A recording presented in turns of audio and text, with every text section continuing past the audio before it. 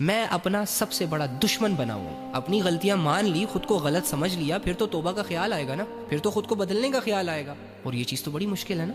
حالانکہ اللہ کے بندے, خود کو بدلنا بہت آسان ہے, لوگوں کو بدلنا مشکل ہے. کیا ہے, تم نے اپنے اندر ایک ارادہ کرنا ہے کہ اللہ تھک چکا ہوں, ہار چکا ہوں, ٹوٹ چکا ہوں, بکھر چکا ہوں, نہیں سمجھ آ رہی, واللہ کچھ نہیں سمجھ آ رہی کہ میں کیا کر رہا ہوں. صبح آنکھ کھولنے سے لے کے رات کو آنکھ بند کرنے تک میری زندگی میرے ہاتھوں سے, میرے اعمال سے ضائع ہوتی چلی جا رہی ہے. میں اپنا سب سے بڑا دشمن بنا ہوں. تو اللہ مجھے معاف کر دے, اللہ مجھے ٹھیک کر دے. اللہ جن چیزوں کی وجہ سے میری زندگیاں برباد ہو رہی ہیں, آج کے بعد میں نہیں کروں گا, بس آپ ٹھیک ہو گئے. کون سی بڑی راکٹ سائنس ہے اس میں؟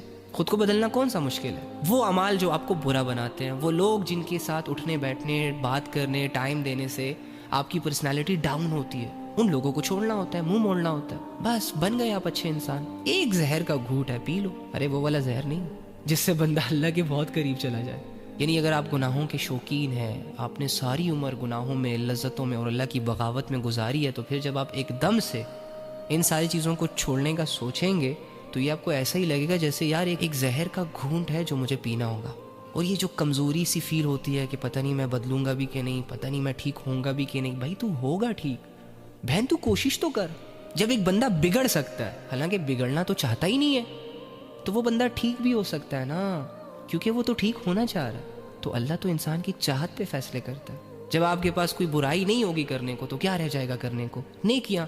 مسلمان بننے کے لیے, مومن اور ایماندار بننے کے لیے آپ کو خواہشوں سے لڑنا پڑتا ہے, آپ کو دنیا کے اصولوں کو ٹھکرانا پڑتا ہے, بہت سارے لوگوں کو راضی رکھنا پڑتا ہے, اور اللہ کی خاطر بہت سارے لوگوں کو ناراض بھی کرنا پڑتا ہے. آپ کو ایک ایسے خدا کی عبادتیں کرنی پڑیں گی, ایک ایسے خدا کی بات ماننی پڑے گی جو ایک ہے, جس کا کوئی شریک نہیں, جس کا کوئی وجود نہیں, جو نظر نہیں آتا, جو آپ سے یہاں بات نہیں کر سکتا. اس کی معرفت کو ڈھونڈنا ہوگا, اس کی قدرتوں پر غور کر کے اسے سجدے کرنے ہوں گے. اور وہ سجدے کبھی کبھی آپ کو پھیکے لگ سکتے ہیں, کبھی کبھی آپ کو مشکل لگ سکتے ہیں, لیکن آپ نے ان ساری سچویشن سے لڑ کے اپنے اللہ کو